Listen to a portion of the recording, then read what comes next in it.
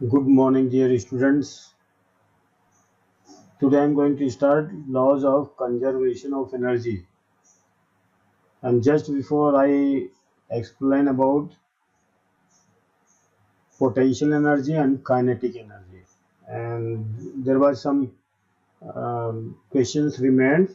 So first of all, we have to solve these questions. Then we go beyond. Today अभी हम पढ़ेंगे laws of conservation of energy, यानी energy का संरक्षण। क्या है एनर्जी का संरक्षण, क्या होता है, मतलब सुनने में बड़ा आश्चर्य लग रहा है ये। Laws of conservation of energy, conservation का मतलब क्या है पहले तो ये देखते हैं, ये मीनिंग समझो। ये जो कंजर्वेशन है इसका मतलब होता है कि संरक्षित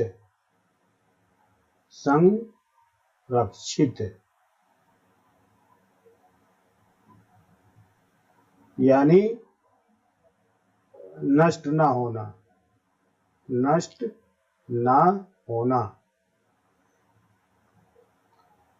लॉज नियम क्या है? लॉज मीन्स नियम, प्रिंसिपल होता है, नियम होता है ना। प्रिंसिपल अलग वाला है। प्रिंसिपल यानी कौन सा नियम है जिसकी वजह से पूरी एनर्जी जो है वो कंजर्व रहती है, सुरक्षित रहती है, कम ज्यादा नहीं, मतलब खत्म नहीं होती। तो यहाँ पर देखो एक रूल है, energy can neither be created nor destroyed. ऊर्जा ना तो कभी निर्माण कर सकते हैं और ना ही इसको नष्ट कर सकते हैं। एनर्जी को हम न तो कभी बना सकते हैं और न कभी उसका बर्बाद कर सकते हैं, या न कभी हम बना सकते हैं और ना ही कभी उसको खत्म कर सकते हैं। यानी एनर्जी ऑलरेडी है, पहले से ही एनर्जी है। तो अब इसके विषय में हम क्या देंगे, it changes from one form to another form. यानी एनर्जी न तो हम बना सकते हैं और ना ही उसको नष्ट कर सकते हैं, लेकिन हम ये जानते हैं कि एनर्जी एक फॉर्म से दूसरी फॉर्म में चेंज हो सकती है। Laws of conservation of energy का मतलब यही है।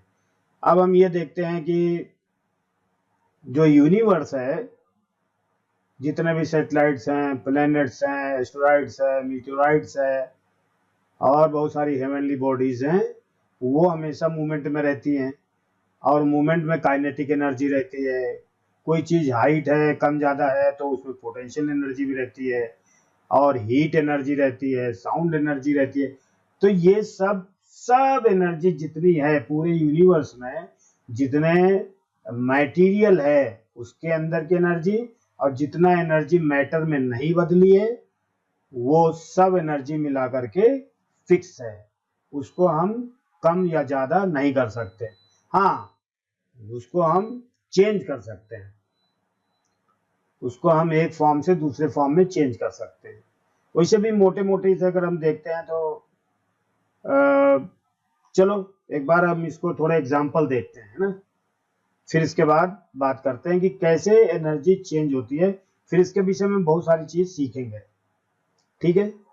अब आप देखो इधर, ये बात देखते हैं, पहले हम कुछ एग्जांपल देखते हैं ना।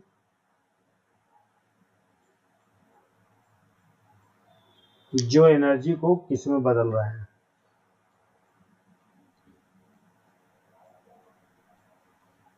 यहां से शुरू करते हैं।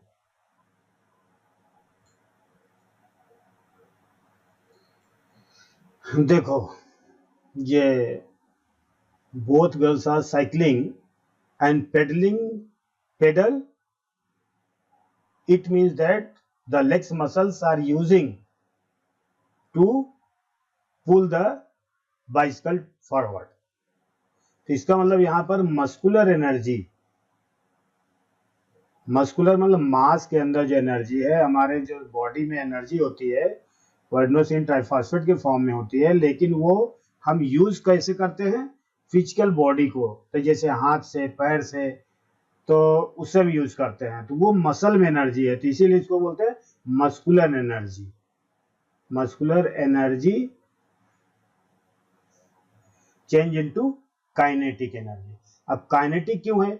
क्योंकि ये साइकिल चल रही है, और इसके पहले का वीडियो हमने बताया है, इसकी भी साइकिल दोनों की चल रही है, तो इनमें भी काइनेटिक एनर्जी है।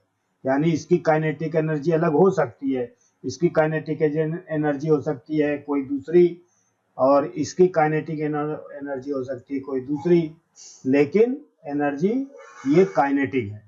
तो ये मस्कुलर एनर्जी इसमें किस में बदल रही है? काइनेटिक एनर्जी में। You can see clearly both are talking to each other and going on the bicycle, and they are using their muscle energy to pedal the cycles, so they are going forward, and it means that the energy, muscle energy change into kinetic energy.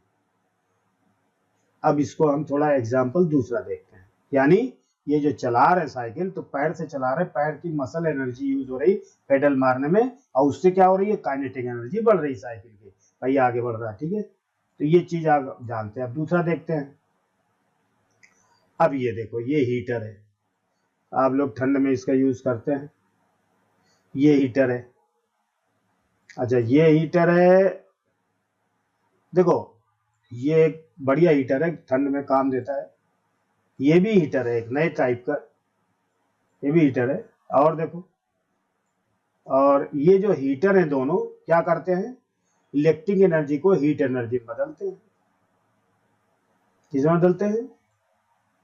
Electric energy को heat energy में। इसको किसमें बदलते हैं? Electric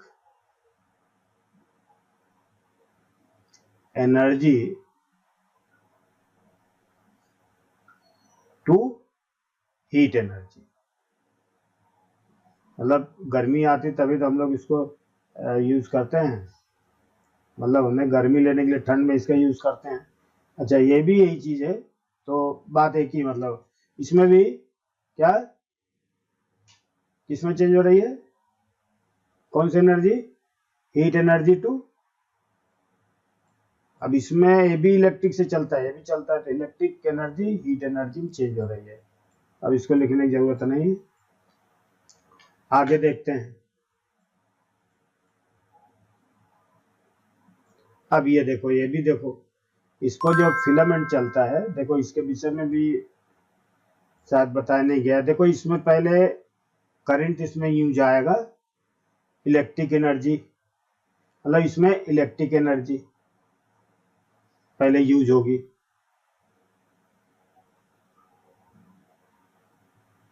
फिर electric energy से देखो ये फिलामेंट गर्म हो जाएगा। अब पहले जो बल्ब आते बहुत गर्म होता था, तो ये हीट एनर्जी में बदलेगा, यानी हीट एनर्जी में, है ना, हीट एनर्जी में बदलेगा। और ये इतना गर्म हो जाता है, इतना हीट देने लगता है कि वो फिर लाइट निकलने लगती है, तो इस तरह से लाइट एनर्जी में बदल जाता है। तो ये बल्ब में ये बात है, ये फिलामेंट है, ये जो जलता है ना, बहुत तेज जलता है ये, और इससे हीट निकलने लगती है ऐसे, है ना। ठीक है, फिर और देखते हैं।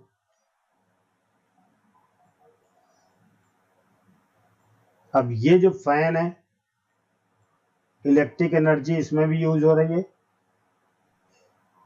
दो फैन है, एक ही चीज करते हैं, इलेक्ट्रिक एनर्जी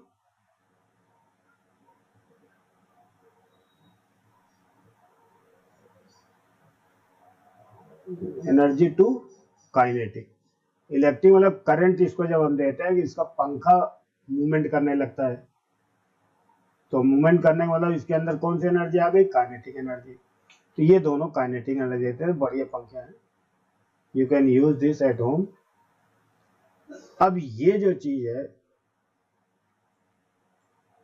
ये पावर प्लांट है, तो इसमें बहुत ज्यादा भारी होता है ये समझने में, क्योंकि इसके अंदर तो देख नहीं सकते।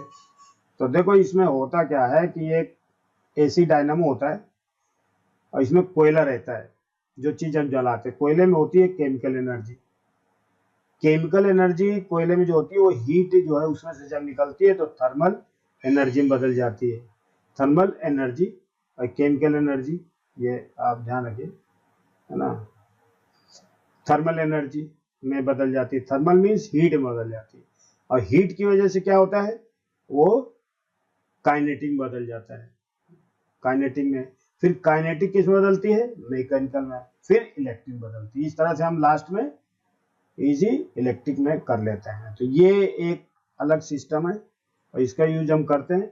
और अभी देखो इसमें एटॉमिक रिएक्टर नहीं है, उसमें भी यही होता है। देखो अब इसमें, अब देखो ये थोड़ा सा ध्यान दें अगर हम, तो देखो ये एक रिजर्वायर है। रिजर्वायर मीन्स होता है कि कोई भी बहुत बड़ा पात्र जिसमें पानी को रखा जा सके उसको बोलते हैं रिजर्वायर।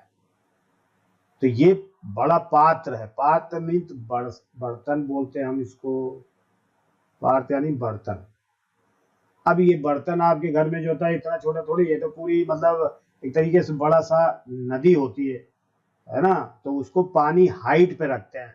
जब पानी हाइट पे रखते हैं तो हाइट पे होने पर, अब देखो पानी यहाँ पर है और बहेगा यहाँ पर आके, तो इसकी इतनी हाइट पे वाटर है, तो इसकी पोटेंशियल एनर्जी इसमें होगी भाई। हाइट की वजह से इसके अंदर इस वाटर में क्या है, पोटेंशियल एनर्जी है। देखो पोटेंशियल एनर्जी है। अब वो जब हाइट से जब वाटर को नीचे फेंका जाता है, मतलब नीचे जब आता है, तो इसमें बड़े बड़े पहिए लगे होते हैं। मतलब देखो पहिए लगे होते हैं, मान लो ये आप समझ लो कि पहिए का एक ब्लेड मैं दिखा देता हूँ, है ना। जैसे एक ब्लेड ये है, ये एक ब्लेड है, ऐसे ऐसे और भी ब्लेड होंगे, ऐसे ऐसे और भी ब्लेड होंगे। तो इन ब्लेड पर जब वाटर तेजी से पड़ता है ऐसे, तो ये ब्लेड तेजी से घूमने लगता है। तेजी से जब ब्लेड घूमेगा तो इसके अंदर एक शाफ्ट लगा होता है, और वो शाफ्ट जो है दो मैग्नेट के बीच में, शाफ्ट में एक रेक्टेंगुलर स्ट्रक्चर होता है जिसको हम आर्मेचर बोलते हैं। तो उसको घुमाने के लिए हम टरबाइन, इसको हम बोलते हैं। इसको पंखे को जो है ना छोटे छोटे ये जो दिख रहे हैं, असल में इनको टरबाइन बोलते हैं। और ये घूमने लगते हैं, पानी की धार बहुत तेजी से आती है तो इसको घुमा देती है। तो ये तेजी से घूमते हैं। तेजी से घूमते किसके बीच में घूमते हैं, तो ये घूमते हैं। इसकी वजह से क्या होता है, टरबाइन घूमता है, mechanical energy.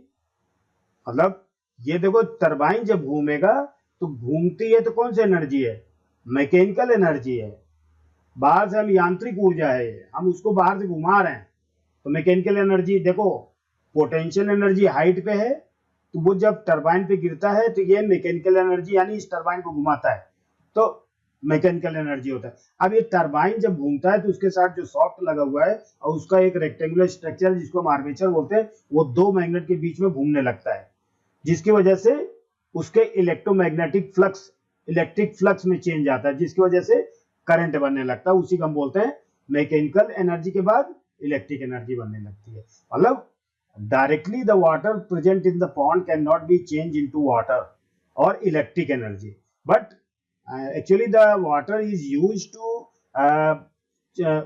to move the turbine, and the turbine has a structure, rectangular structure that is called armature. Armature always where it needs a mechanical energy to move between the two magnet, and whenever it is moves in between two magnets, then there is electric flux changes, and due to this mechanical electric energy formed. तो ये process बहुत बढ़िया है। तो अपने को क्या करते हैं, हम इसको थोड़ा सा एक बार फिर से देखते हैं और समझते हैं। चलो मैं इसको थोड़ा समझा ही देता हूँ, है ना। देखो मैं थोड़ा सा समझाता हूँ, हो सकता है आप लोग को समझ में आ जाए। ये देखो एक जो है ये मैग्नेट है, और इधर भी एक मैग्नेट है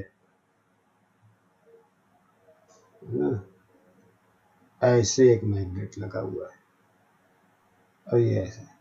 इसके बीच में एक आर्मेचर होता है जो रेक्टेंगुलर होता है, ऐसे एक आर्मेचर ऐसे इसके बीच में लगा होता है और उसमें तार लपटे होते हैं,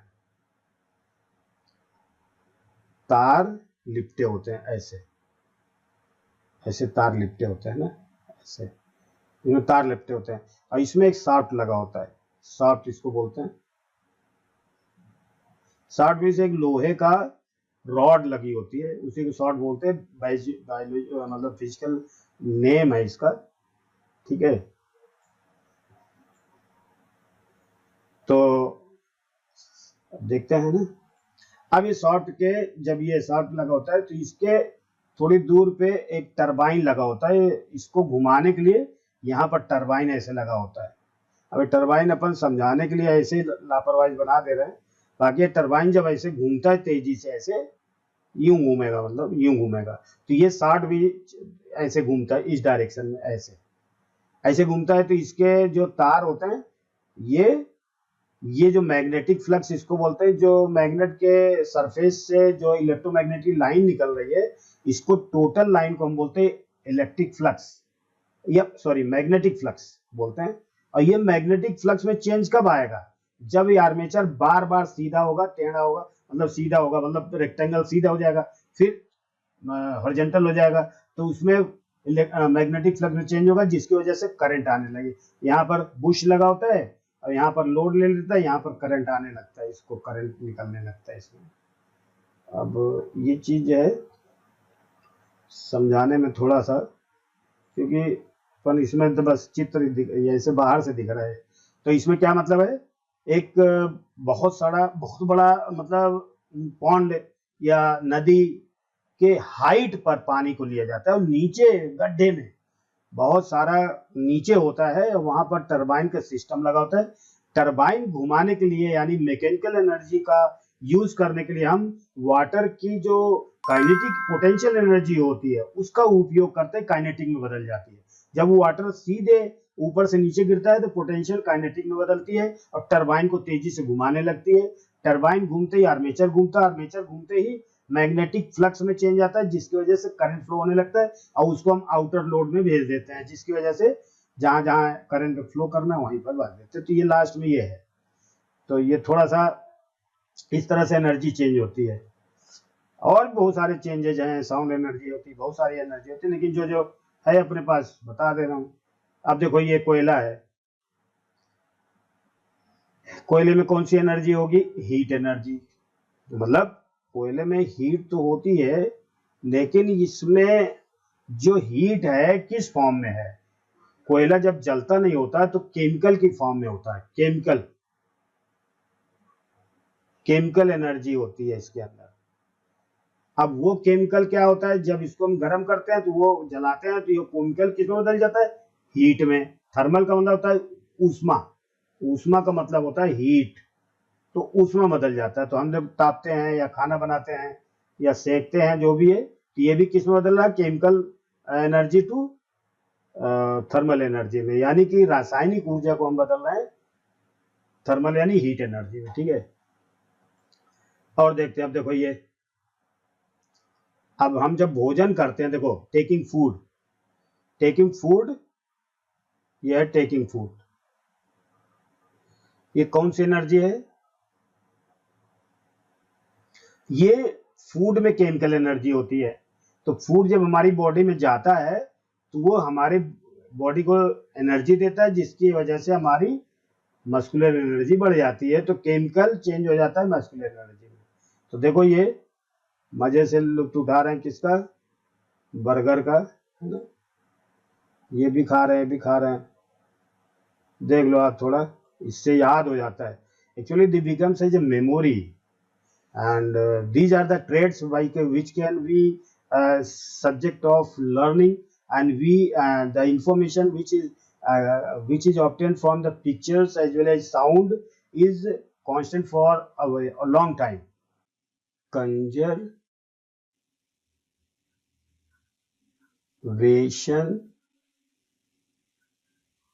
of energy, एनर्जी कंजर्वेशन का यहाँ पर जो मतलब है वो ये है कि यहाँ पर हमने देखा एक बॉल है जो हमने यहाँ पर फंसाई हुई है, अभी ये गिर नहीं रही, तो हमने मान लीजिए एक बॉल है वो गिर रही है, तो हमने उसको उसकी पिक्चर ले ली है, उसकी पिक्चर यानी फोटो ले ली। तो 3 जगह हमने फोटो ली। पहली बार एक बार है ना यहाँ पर, यानी इसको यूं समझो कि यहाँ पर जब थी तब हमने उसकी पिक्चर ली। कहाँ पर? एक तो यहाँ पर ए पॉइंट, ये ए पॉइंट पे, फिर ये बी पॉइंट पे लिया, फिर ये सी पॉइंट पे लिया।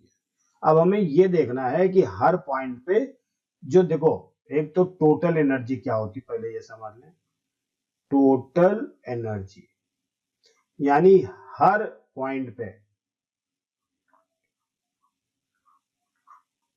टोटल एनर्जी मतलब ये होता है, इसी को हम मैकेनिकल एनर्जी भी बोल सकते हैं।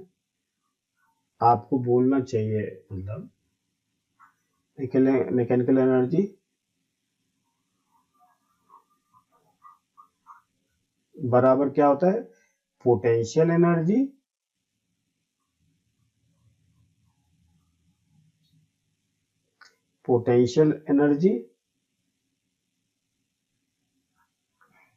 Plus kinetic energy.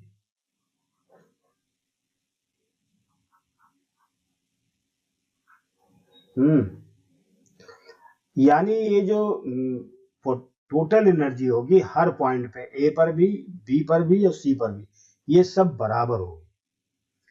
मतलब हर पॉइंट पे, ये तो हमने 3 पॉइंट माना है, यहाँ पर, यहाँ पर, यहाँ पर, लेकिन हर पॉइंट पर, यहाँ आप हर पॉइंट में मतलब आप हजारों करोड़ों अरबों खरबों पॉइंट है, हर पॉइंट पे बराबर ही आएगी टोटल एनर्जी मिला करके। अगर पोटेंशियल एनर्जी और काइनेटिक एनर्जी जोड़ करके देखेंगे तो दोनों मिला करके फिक्स रहेगी, यानी कांस्टेंट रहेगी। इसी का थ्योरी अभी आपने पढ़ी थी, कंजर्वेशन ऑफ एनर्जी।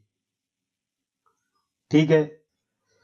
हाँ तो देखो, मतलब हमने एक बार कहा, इसको एक बार फिर से समझो कि मैं ये कह रहा हूं कि कंजर्वेशन ऑफ एनर्जी का मतलब क्या, कि अगर ये बॉल हर जगह पर, मतलब ये तो हमने 3 शॉट लिए हैं, एक बार पिक्चर लिया ए पर जब बॉल थी, फिर बी पर जब बॉल आई तो एक बार पिक्चर ले लिया, और फिर से सी पर बॉल आई, तो हम देखेंगे हर पॉइंट पे एनर्जी, टोटल एनर्जी कांस्टेंट होगी, फिक्स होगी। अब आपको देखो ट्राई करते हैं कि कैसे होगी। पहली बात तो इसको हम ये मान के चलते हैं कि इसकी पूरी हाइट कितनी है, इसकी पूरी हाइट हम मान के चलेंगे, इसकी पूरी हाइट हम इसको मान के चलते हैं, इसकी पूरी हाइट यहां से कितनी होगी, मान लिया h हाइट है। ठीक है, अब यहां से हम शुरू करेंगे। अब देखो एक चीज और भी है, ध्यान रखिए, अगर हम पोटेंशियल एनर्जी की बात करेंगे, पोटेंशियल एनर्जी की जब हम बात करेंगे तो हम नीचे से, है ना, नीचे से ऊपर की तरफ देखेंगे, यानी lower ward to upward, below to up, यानी ऊपर से नीचे की तरफ देखेंगे पोटेंशियल एनर्जी को। और जब काइनेटिक एनर्जी मतलब यहां से देखेंगे, यहां से,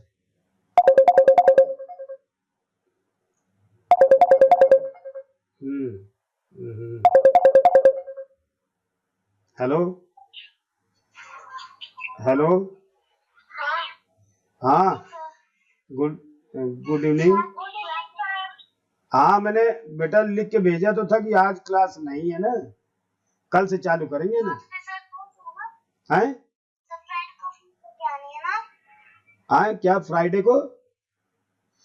कल से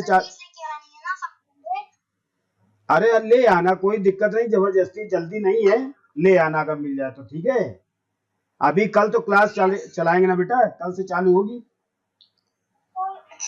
सेम 6 बजे से। हाँ वही टाइम 6 बजे से है ना बेटा। और आप लोग ठीक ठाक हैं? Yes sir. अच्छा अभी मैं थोड़ा काम पे हूँ ना, बहुत बहुत बढ़िया, दीपावली बढ़िया मिनाई? Yes sir. अरे वाह बढ़िया, मिठाई खाया खूब? Yes sir. ओके बाय बेटा, बाय, थैंक यू, ओके।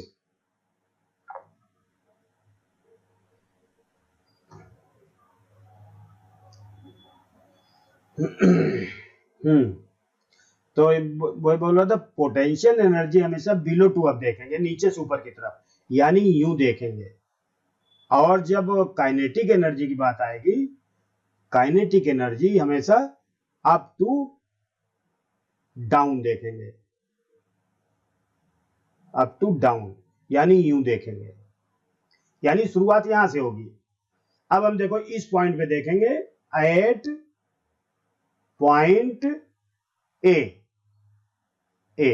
अब हम इसमें देखेंगे टोटल एनर्जी कितनी है, आराम से देखिए, और ये प्रूव करने के लिए आपकी किताब में आएगा भी, है ना। प्लीज ध्यान दीजिए थोड़ा, है ना। पॉइंट ए पर हमें देखना है ना।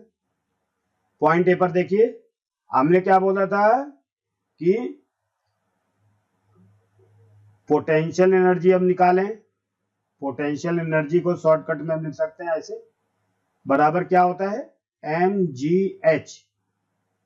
ये अब एक चीज है, देखो जब हम कभी कोई चीज पढ़ते हैं तो एक रूल बनाते हैं कि चूंकि हर चीज, देखो हमारे पास डिस्प्लेसमेंट वेलोसिटी, मतलब डिस्प्लेसमेंट वेलोसिटी एक्सेलरेशन, ये सब चीजें होती हैं, तो इसमें ये वेक्टर क्वांटिटी है, इसमें मतलब डायरेक्शन भी होता है।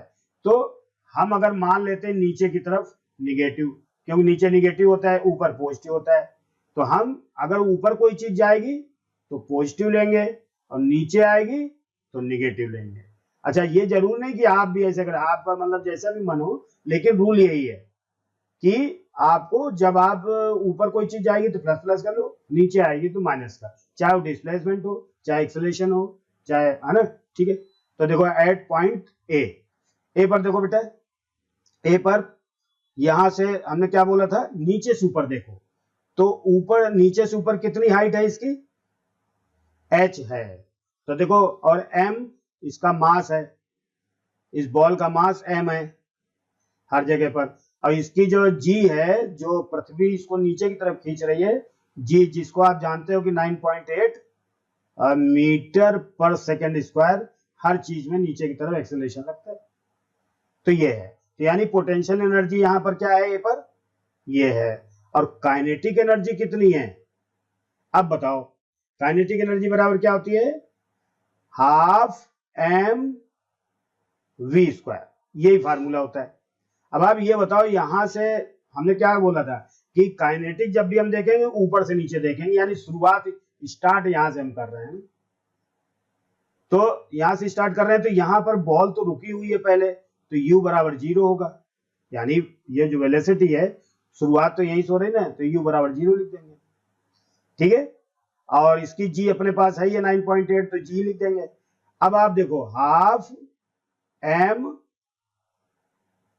v स्क्वायर, v की जगह 0, तो यानी v स्क्वायर मतलब 0, क्योंकि वेलोसिटी तो है नहीं ना, इनिशियल वेलोसिटी 0 है, तो यही यहाँ पर लगाएंगे ना कि फाइनल है कोई, यानी v की जगह आप चाहो u यहाँ लगाएंगे कोई, क्योंकि शुरुआत तो यहीं से हो रही ना। तो ये तो वेलोसिटी जो होती है, ये v का मतलब ये नहीं है कि फाइनल है, यहाँ पर जो शुरुआत की वेलोसिटी है वही यूज करेंगे हम। तो यहाँ पर क्या होगा, 0, यानी एट पॉइंट ए क्या हो गया, टोटल एनर्जी कितनी हो गई, आप बताइए, टोटल एनर्जी कितनी हो गई, बराबर पोटेंशियल एनर्जी और काइनेटिक एनर्जी, टोटल मिला कितना, पोटेंशियल कितनी है mgh, अब काइनेटिक कितनी है 0, तो यहाँ टोटल कितने आ गए, mgh आ गए, यानी इस पॉइंट पे mgh एनर्जी है। अब हम देखते हैं बी पॉइंट पे, बी पॉइंट पे देखेंगे, एट बी, देखो ध्यान से समझना, अब बी पर हम देखेंगे, कैसे देखेंगे, अब देखो हमें पहले देखना पोटेंशियल एनर्जी।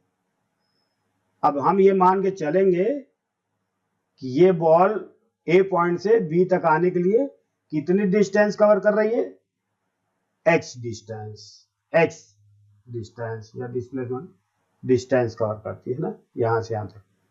अच्छा, अब ये अगर यहां से यहां तक x है, तो यहां से यहां तक कितना होगा बताओ जरा, यहां से यहां तक कितना होगा, H माइनस एक्स, ये तो होएगा ही ना। अरे यहाँ तक तो टोटल तो H था, इसमें घटा दिया, अभी जरूरत पड़ेगी तो लिख लेंगे, है ना। एट पॉइंट कहाँ लिखा है, पॉइंट ए पर तो हमने निकाल दिया, पॉइंट बी पे देखेंगे, पॉइंट बी पे देखेंगे। तो एट पॉइंट बी यहां लिख दे रहे हैं ना, एट पॉइंट बी।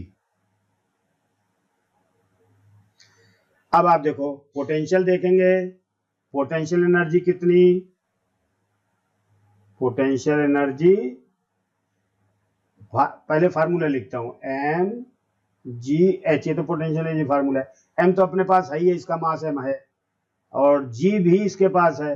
लेकिन यहां से देखो हमने क्या बोला था कि जब कभी हम पोटेंशियल की बात करेंगे तो नीचे से ऊपर तक देखेंगे, तो कितनी डिस्टेंस है ये, बी पर आया तो कितनी डिस्टेंस है ये, एच माइनस एक्स डिस्टेंस है।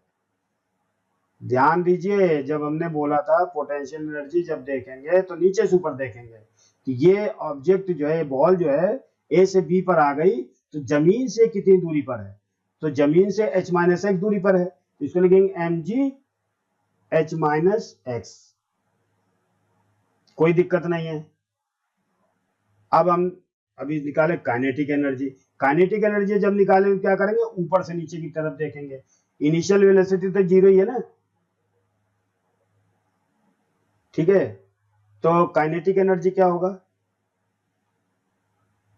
काइनेटिक एनर्जी बराबर हाफ एम तो हो गई, और v की वैल्यू हम क्या रखें, v स्क्वायर की वैल्यू, तो v स्क्वायर की वैल्यू के लिए हम क्या करें, देखो यहां पर एक चीज ध्यान रखते हैं कि डिस्टेंस कितनी है, यहां से यहां तक डिस्टेंस कितना कवर किया इसमें, x, डिस्टेंस चला x, तो ये x लिख देंगे, डिस्टेंस x है, और वेलोसिटी क्या है, यहां से यहां तक वेलोसिटी, यहां पर आते ही कुछ ना कुछ वेलोसिटी हो गई ना, तो कितनी हो गई, इसकी वेलोसिटी हो गई v, यहां पर जीरो थी, अब यहां पर कोई ना कोई वेलोसिटी हो जाएगी, तो ये हो जाएगी हाफ एम वी स्क्वायर। लेकिन अब हम वी स्क्वायर की वैल्यू निकालेंगे कहीं से, तो देखो इस पॉइंट पे अगर हम देखें तो इस पॉइंट पे ध्यान देना, काइनेटिक ऊपर से नीचे देख रहे हैं, तो v square equal to u square plus 2gh, ये फार्मूला लगाएंगे।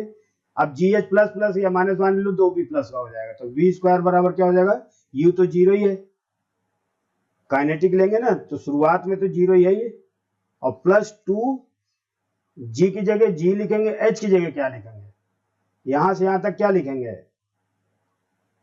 काइनेटिक एनर्जी लेंगे ना, तो इसके लिए हमें h को क्या लिखना है, ऊपर से नीचे देखेंगे तो h यहां पर x आएगा, एक्स स्क्वायर, तो ये हो जाएगा वी स्क्वायर बराबर 2g x square, v square बराबर u square plus 2gx, v square बराबर u square plus 2g, kinetic energy ऊपर से देखेंगे तो देखो यहां से u बराबर जीरो है, और यहां जब आया तो इसकी वेलोसिटी फाइनल हो गई v, ये है u तो जीरो ही था, 2g, g तो g लिखेंगे, लेकिन h कितना लिखेंगे, यहां से यहां तक h है ना ये, तो h बराबर x हो जाएगा,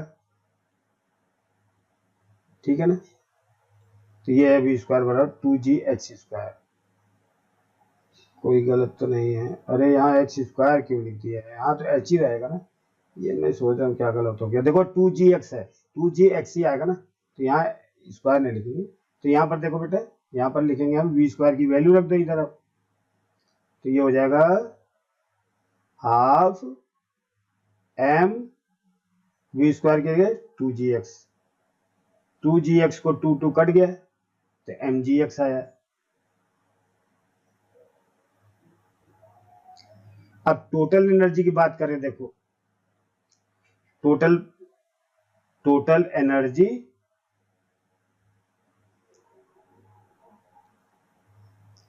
एट बी क्या हो जाएगा, potential energy plus kinetic energy is equal to potential energy कितनी थी mgh माइनस एक्स और काइनेटिक एनर्जी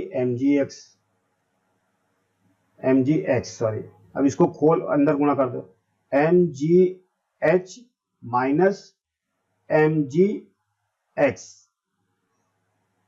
प्लस mgx, ये कट गया, क्या बच गया mgh।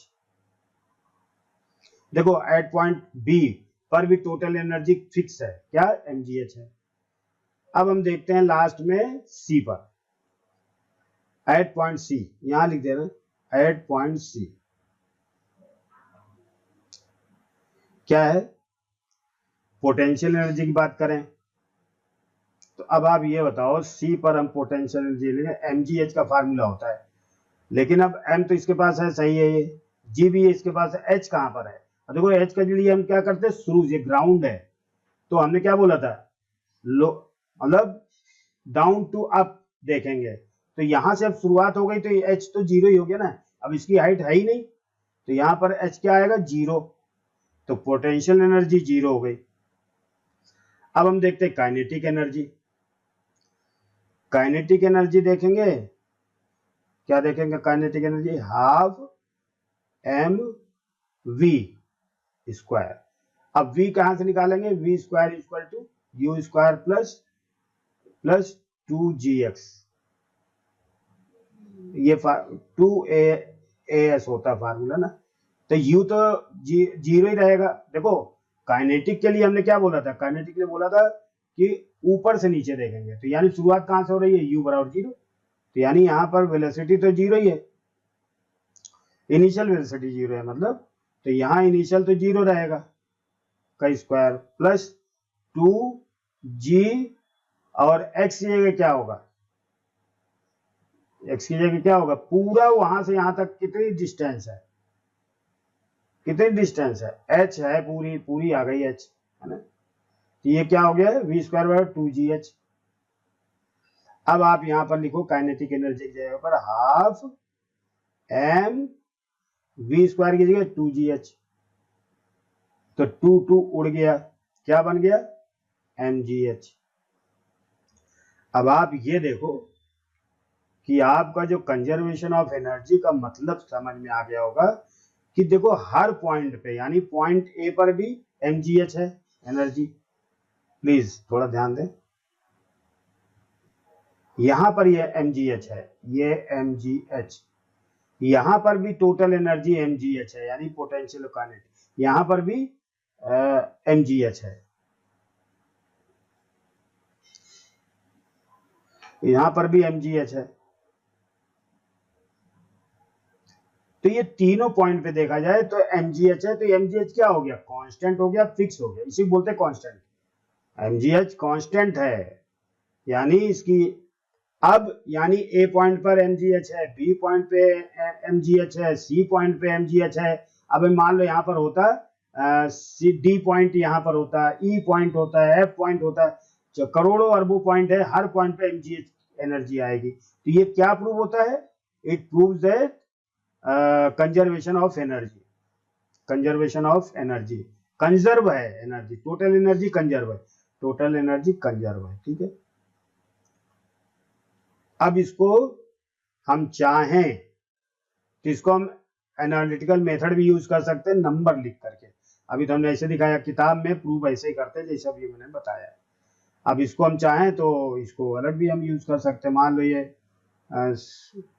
चलो एक हो गया, एक तो बहुत है ये, है ना, कंजर्वेशन ऑफ एनर्जी हो गया। अब आप ये देखो,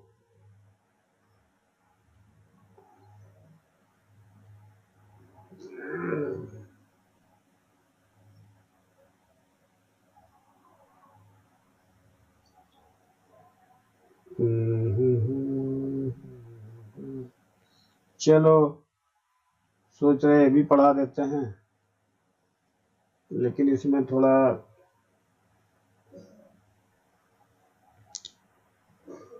चलो पढ़ा देंगे।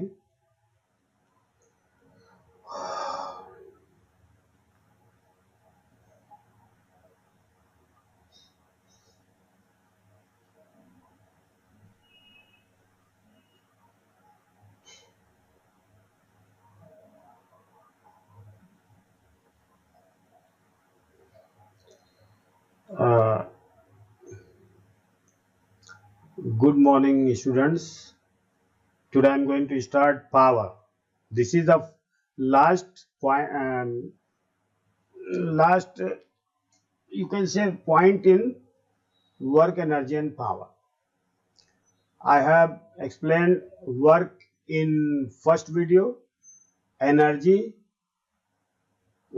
conservation of energy सेकंड में, और ये पावर है लास्ट। और इसमें जो है इसके पहले भी हमने यूज किया जिसमें कि कंजर्वेशन ऑफ एनर्जी का यूज किया है। अब इसमें आप देखें, आज पावर के विषय में पढ़ेंगे। चलिए ठीक है, अब हम देखते हैं पावर के विषय में। तो धीरे से शुरू करते हैं, आराम से शुरू करते हैं ना।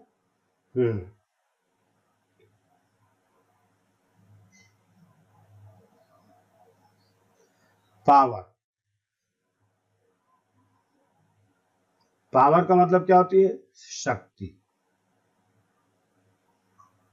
शक्ति का मतलब स्ट्रेंथ।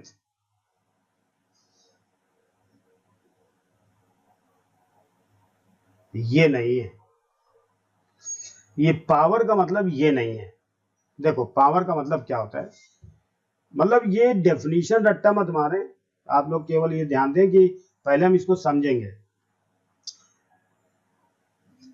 कोई भी वर्क जब हम करते हैं, जब हम कोई भी वर्क करते हैं तो उसके विषय में कहा जाता है कि हमारे पास एनर्जी है। अभी आपने पढ़ लिया उसको पिछले वाले पीडीएफ में। अब हम देखते हैं वही एनर्जी, वही वर्क, कोई व्यक्ति, जैसे मान लीजिए एक एग्जांपल लेते हैं। देखो आराम से अगर सीखोगे तो बहुत आराम से, आप इसको रट्टा नहीं मार सकते, आपको बहुत बढ़िया लगेगा। चैप्टर बहुत बढ़िया, लेकिन वही है कि हम आदत पड़ गई है रटने की, तो रटेंगे नहीं। मैं ये कह रहा हूँ कि पावर किसको कहते हैं, पहले इसको फील करके देखते हैं। मान लीजिए तीन आदमी हैं, तीन आदमी हैं ए बी सी। आदमी का हमने नाम अब याद नहीं रहेगा, तो हमने मान लिया तीन आदमी ए बी सी है। पहले का नाम ए है, दूसरे का नाम बी है, तीसरे का नाम सी है। पावर के विषय में बता रहे हैं। तो वर्क और एनर्जी ये इंटरचेंज हो जाते हैं। उसको हम वर्क भी कह सकते हैं, उसको हम एनर्जी भी कह सकते हैं, because both are changeable, interchangeable you can say. तो अब हम ये कहते हैं कि ए बी सी तीन व्यक्ति हैं।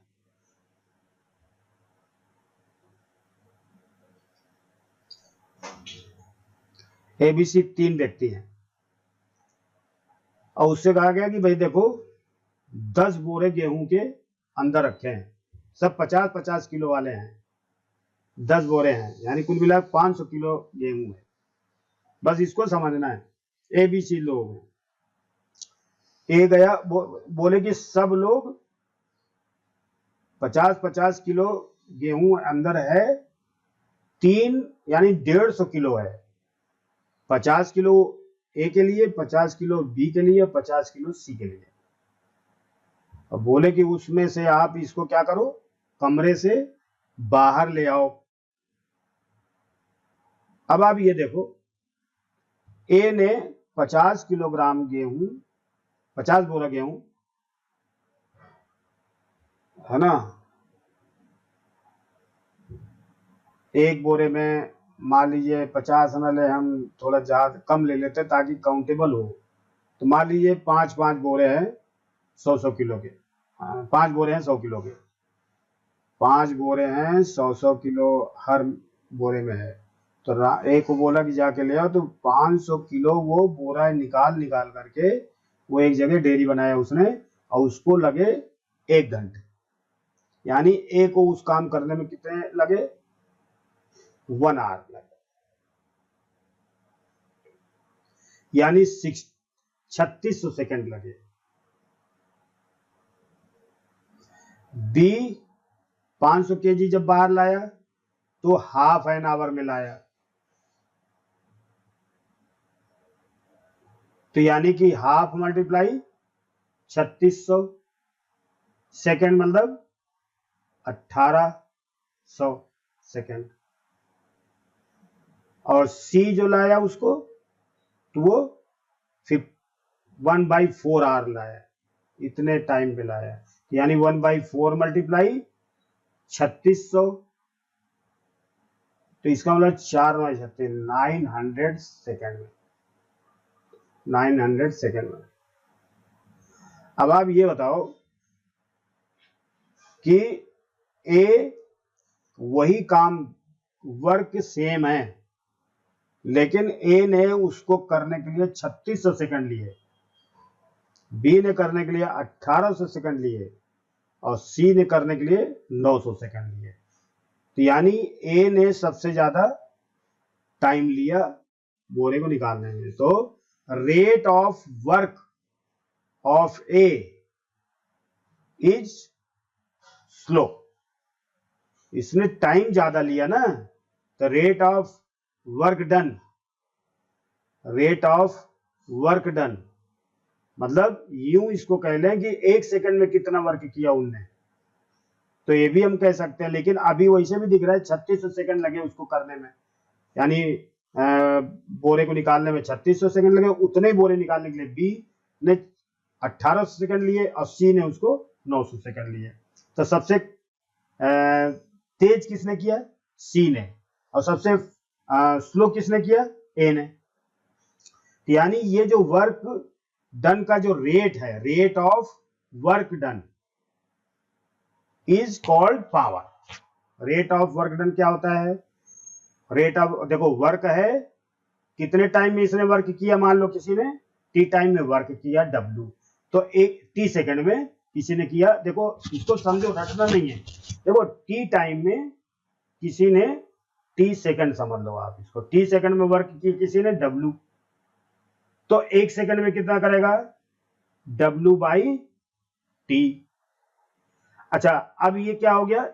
Work done in 1 second, work done in 1 second is called power. ये इसी को हम ये भी कह सकते हैं work done in unit time, work done in unit time is called power. ये पावर है, यानी किसी वर्क को करने के लिए 1 सेकंड में कितना वर्क उसने किया है, वही उसकी पावर कहलाती है। तो हमने क्या बोला? टी सेकंड में अगर वो W वर्क करता है तो 1 सेकंड में W/T वर्क करेगा, तो ये 1 सेकंड का मतलब यही हुआ, तो W/T बराबर इसको क्या बोल देंगे? पावर। तो power is equal to work by time. अब वर्क जानते हो आप कि वर्क और एनर्जी चेंजेबल है, इंटरचेंजेबल है, तो वर्क को कभी हम चेंज कर देंगे एनर्जी में, और कभी हम एनर्जी को वर्क में, यानी वर्क और एनर्जी दोनों को हम कहीं भी वर्क की जगह हम ई भी लिख सकते हैं। तो यहां पर हम लिख सकते हैं P equal to energy by time, यानी energy consumed in unit time. देखो यहां पर थोड़ा सा समझो, यहां समझने में 9th क्लास में क्या होता है कितना, देखो वर्क, देखो यहां पर पहला पॉइंट लिख रहा हूं मैं, work done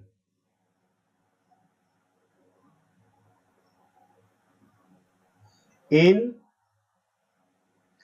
unit time, unit time बोले या इसको अगर सही तरीके से बोले तो 1 सेकंड, 1 सेकंड यूनिटी तो हुआ है, इज कॉल्ड पावर। पावर, ये तो पावर हो गया। अब ये हम देखते हैं कि पावर जो है, तो अब टी, अब देखो टी सेकंड में वर्क कितना हो रहा है? W, तो 1 सेकंड में, यानी यूनिट सेकंड का मतलब 1 ही सेकंड है, तो टी सेकंड में वर्क डन W है, तो 1 सेकंड में यानी यही यूनिट टाइम है, तो W/T, इसको क्या बोल देंगे? अब ये W/T को 1 सेकंड में वर्क डन जो होता है उसको क्या बोलते हैं? P, तो यानी हो गया P बराबर W/T, और इसको हम जूल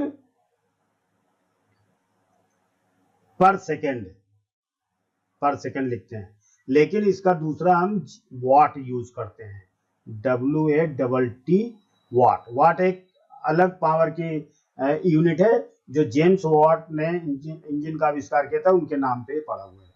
ठीक है, अब ये work done in unit time is called, अब यही वर्क की जगह हमारा एनर्जी होती, तो एनर्जी टी टाइम में एनर्जी कंज्यूम हो रही है, मतलब कहीं खर्च हो रही है ई टी सेकंड में, तो 1 सेकंड में कितनी होगी, E बाई टी। तो इसको भी हम क्या बोल देते हैं, पावर। तो यानी पावर में हम एनर्जी और वर्क दोनों को एक ही टाइप से यूज करते हैं। तो अब आप ये समझो, अब मैं आपको ये थोड़ा समझ में आ गया हो तो आप समझो बहुत बढ़िया है। तो P इक्वल टू लिख सकते हैं पीरियड W बाई टी, यानी work done in unit time या energy consumed in unit time. और इसको हम वैसे देखा जाए तो इसको लिखेंगे जूल पर सेकेंड, और इसको हम ये भी लिख सकते हैं वॉट, WATT। तो ये हो गया पावर। अब हम ये देखते हैं कि कभी कभी देखो अभी बड़ा मजा आता है, ऐसा नहीं है पढ़ाई में कठिन नहीं है, लेकिन हम लोग क्या है उसको सोचते हैं कि जल्दी खत्म हो जाए दूसरा काम करें। तो अगर ये समझ नहीं पाओगे तो फिर फायदा क्या है। तो आप इसको समझो। अब देखो यहाँ पर फार्मूला लिखा है, power equal to work done by time, W by time यानी वॉट, और change in energy by time, तो कंज्यूम एनर्जी बाई टाइम हो गया ना, एक ही चीज है। अब आप इसमें देखो कुछ चीजें आपको सीखनी है जो आपको समझ में आएगी, अभी आपको बहुत मजा आएगा, ऐसा नहीं है। अभी इसका भी यूज हम करेंगे, बहुत बढ़िया है। तो अब हम कहीं लिखा होता है बल्ब में और कहीं है कुछ, यही आखिरी है, हाँ यही आखिरी है, ठीक है। अब आप देखो ये बल्ब ले लेते हैं ना, छोटा सा बल्ब है, इस बल्ब को ही लेके हम थोड़ा एग्जांपल देंगे। बल्ब देखो थोड़ा इंटरेस्ट लेके पढ़ो, मतलब मेरा ये नहीं है कि हम किसी तरह से मतलब ये सोचे छुट्टी मार रहे हैं, ऐसा नहीं है। मेरे को पढ़ाने में मजा आता है और मैं मजबूर नहीं हूँ पढ़ाने के लिए, मेरे को थोड़ा अच्छा भी लगता है। देखिए देखो इस मान लो इस बल्ब का जो इसमें लिखा है कितना, 100 वाट।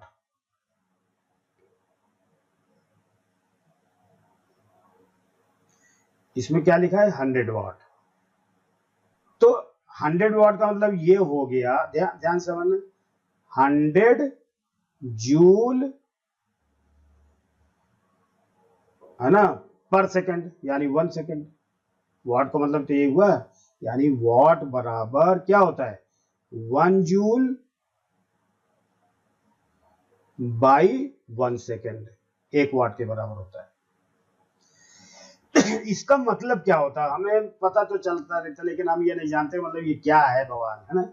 देखो इसको समझो, ये तो समझ गए हो कि जूल जो है एनर्जी या वर्क डन का यूनिट है। इसका मतलब ये होता है कि ये बल्ब 1 सेकंड में 100 जूल एनर्जी कंज्यूम करता है, यानी 100 जूल एनर्जी खा जाता है, ये खर्च करता है अपने ऊपर। यानी इसका टंगस्टन वायर जो है, यहाँ पर जो एनर्जी लग रही है वो कितने जूल रही है, 1 सेकंड में, 1 सेकंड में कितने जूल, 100 जूल। अब आप ये बताओ, ये जो बल्ब है 1 सेकंड में 100 जूल यूज करा, ये लिख दिया हमने तो बहुत बड़ा लगेगा ना। अब 1 सेकंड में 100 जूल लग रहा है। अब आप ये बताओ ये बल्ब क्या 1 ही सेकंड जलेगा, किसी के यहाँ बल्ब लगा होता है 1 सेकंड जलता है। तो देखो आप, तो इसमें क्या प्रॉब्लम हुई, थोड़ा देखें समझे, थोड़ा समझे, इसमें क्या प्रॉब्लम हुई जरा देखना। प्रॉब्लम इसमें ये हो गई कि अब ये बल्ब जो है 1 सेकंड में 100 जूल, मान लो ये 1 घंटे चले, मान लो इन 1 आवर, 1 आवर में कितना हो जाएगा, तो 1 आवर में कितने सेकंड होते हैं, 3600 सेकंड होते हैं। अब इसमें इसको गुणा कर दो 100, तो 1 घंटे में कितना एनर्जी लगेगी, 36000 जूल, 1 इकाई दाई सैकड़ा हजार 10,000 लाख, 3,60,000 जूल। यानी 1 घंटे अगर ये बल्ब जलता है 100 वाट का तो 3,60,000 जूल एनर्जी कंज्यूम करता है।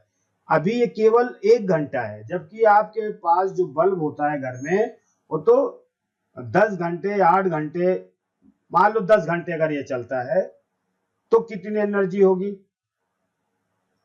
इन 10 आवर, एक दिन में 10 आवर पर डे मान लो, एक दिन में 10 घंटे, तो 10 से इसमें और गुणा कर लो, तो 3,60,000 में 3 जीरो लगे, एक जीरो और लगेगा, तो ये हो गया है 36 लाख हो गया। अब ये जो है हम क्या करें, 10 घंटे चला एक दिन में, तो 30 दिन में कितना चला, सोचने वाली बात है ना, 30 दिन में कितना चला, तो देखो भाई 3 6 जीरो, कितने जीरो हैं 5, 1 2 3 4 5, अब कितने दिन 30 दिन, तो 30 से हम इसमें गुणा करते हैं, तो 30 से गुणा करेंगे तो क्या हो जाएगा,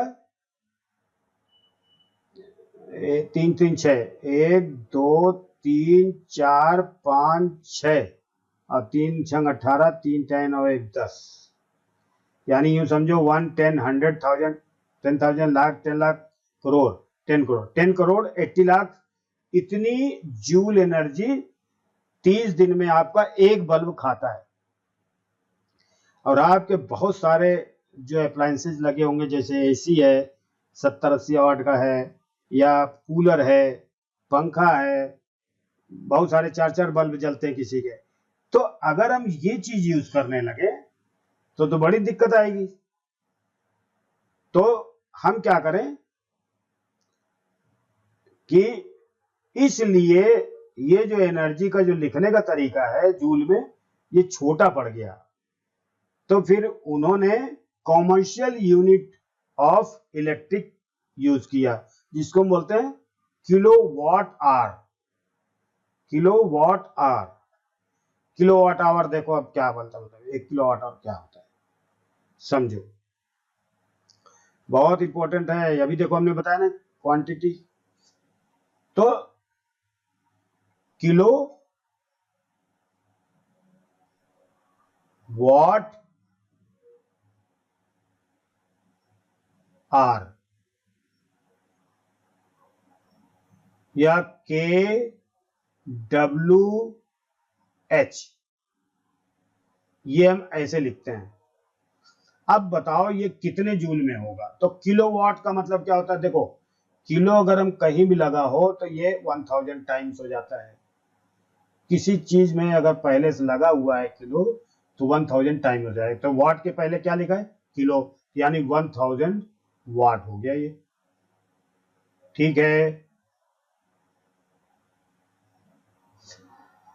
अब आवर देखो, 1 आवर इक्वल टू कितना होता है, हम लिख सकते हैं 1 आवर में 60 मिनट होते हैं, फिर 1 मिनट में कितने होते हैं 60 सेकंड होते हैं, तो 60 मिनट में कितने सेकंड होंगे 60 मल्टीप्लाई 60 यानी 3600 सेकंड होंगे। तो ये आवर को सेकंड बदल दिया हमने, तो ये 3600 सेकंड, ध्यान रखना ये। अब इसको अगर हम ध्यान से देखें, इनका गुणा करें तो 3 जीरो ये 2 जीरो 5 जीरो, यानी 3 6 3 6 1 2 3 4 5 है ना, वाट और क्या लिखा सेकंड। अब आप देखो ये वाट क्या होता है, 1 वाट इक्वल टू होता है, क्या होता है 1 watt equal to joule, 1 joule by 1 second.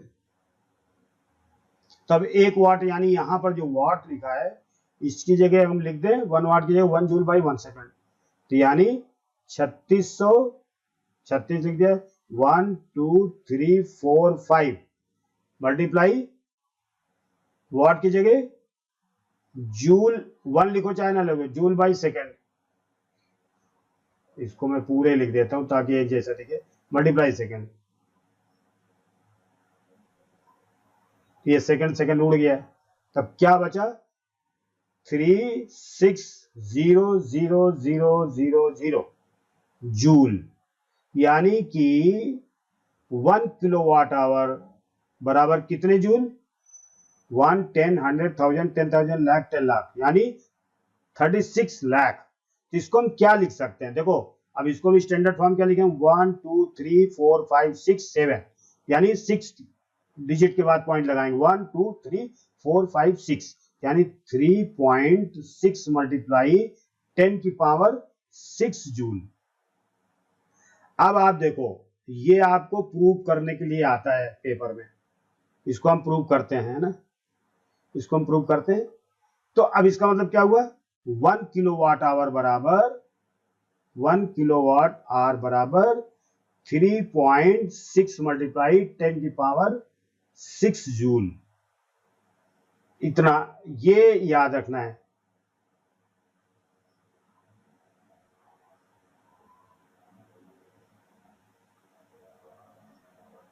ये हमें याद रखना है, तो थोड़ा समझ में आया होगा। अब देखो ये है, अब ये जितनी भी चीजें हैं, अब देखो ये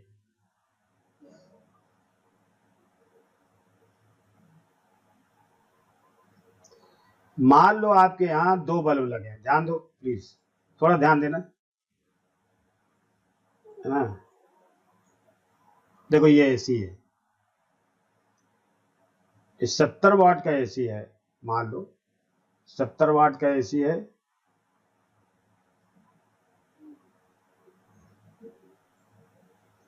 ये सब जो है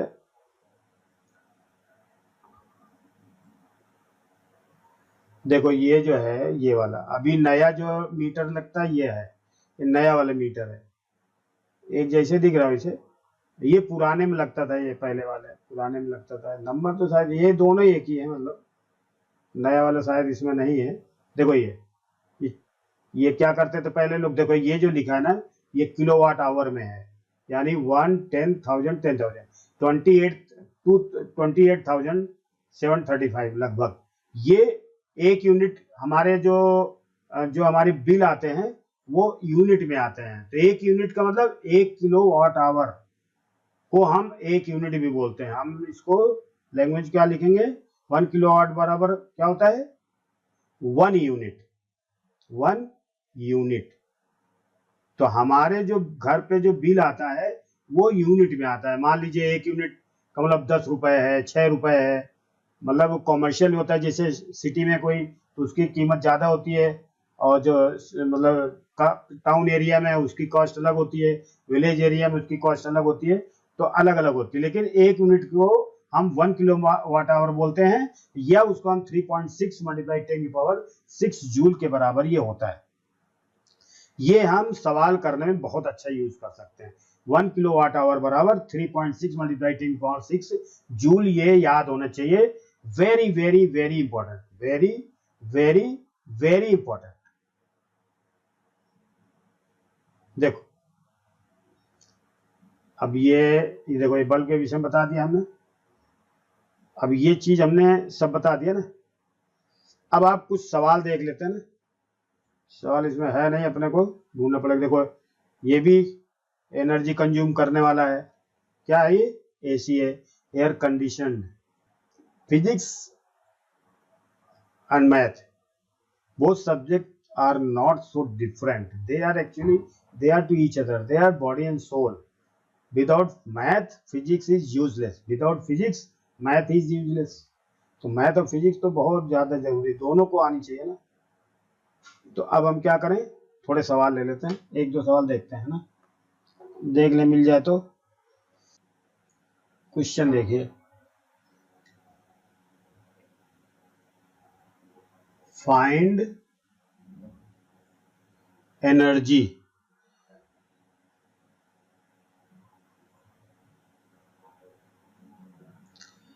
in joules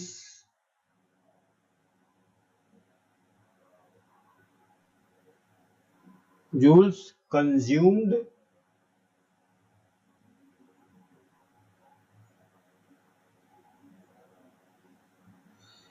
in 10 hours, 10 hours by 4 devices, 4 devices of power of power 500 watt each, 500 watt each.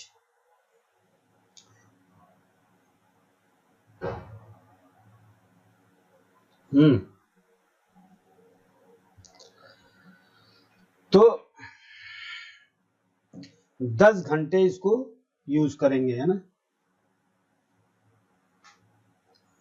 अब देखो P बराबर होता है W/T, या इसको हम लिख सकते हैं एनर्जी कंज्यूम्ड बाय टाइम। तो एनर्जी बराबर T मल्टीप्लाई P, यानी P मल्टीप्लाई T। ये एनर्जी कंज्यूम्ड क्या है, पावर मल्टीप्लाई टाइम। अब हमारे पास पावर देखना है कितने हैं, एक बल्ब में एक डिवाइस कितने का है 500 वॉट्स। अब कितने हैं 10 घंटे, 4 डिवाइसेज ऑफ पावर 500 ईच। तो 500 ईच है तो चारों डिवाइस में कितने हो जाएंगे, 5 चौको 20, यानी power consumed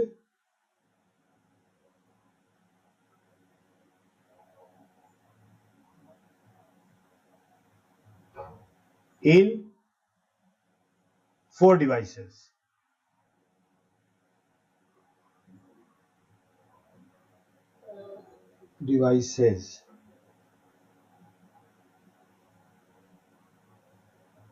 Equal to 500 multiply 4, यानी 5 4 या 20, 2000 जूल, सॉरी वाट, ये वाट है। अब हमें यूनिट में बदलना है तो इसको किलोवाट बदल दो। इन KW में क्या हो जाएगा, तो आप क्या करोगे 1000 से इसको डिवाइड कर दो, तो 1000 डिवाइड किया 2 किलोवाट। 2 किलोवाट इसमें एनर्जी खर्च हुई, 4 में कितने, 4 में 2 किलोवाट खर्च हुई। अब कितने घंटे है, 1 घंटे में,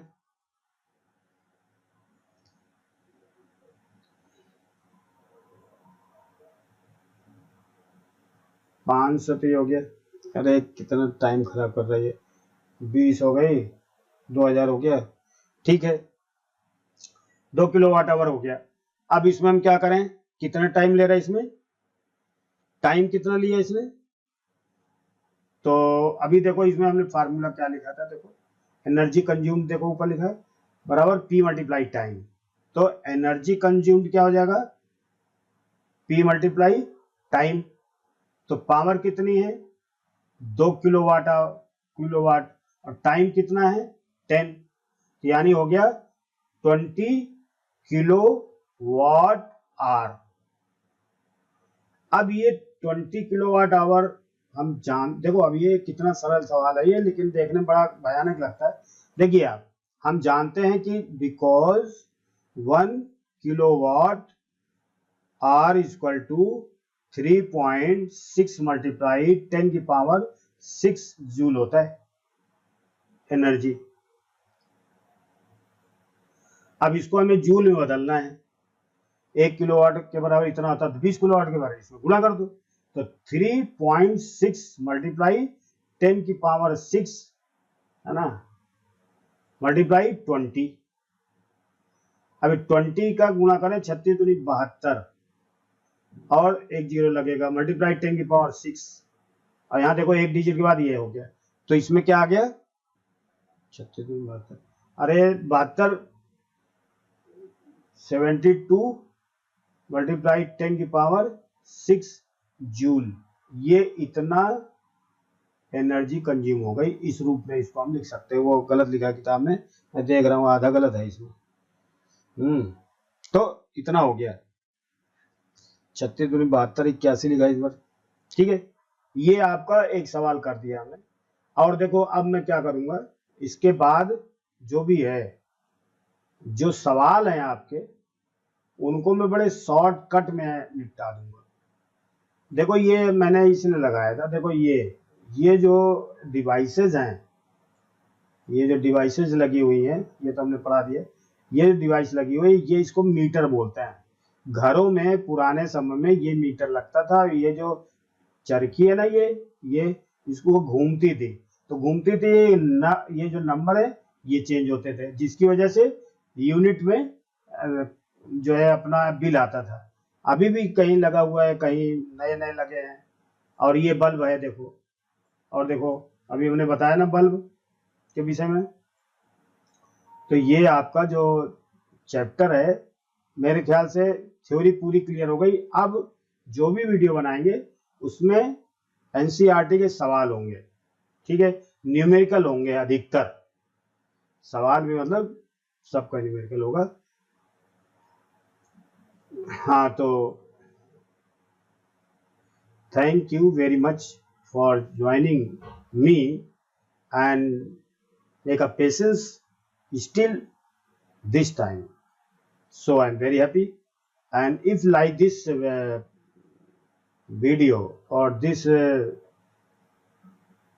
channel, then please try to subscribe, share and like, or I will try my best in future to make best videos up to, this is only for 9th but not up to the 9th, 11th, 12th IIT JEE ये class चालू होगी, इसकी video भी बनेंगे और हो सकता class भी चालू हो। तो ठीक है, thank you very much again, have a good day.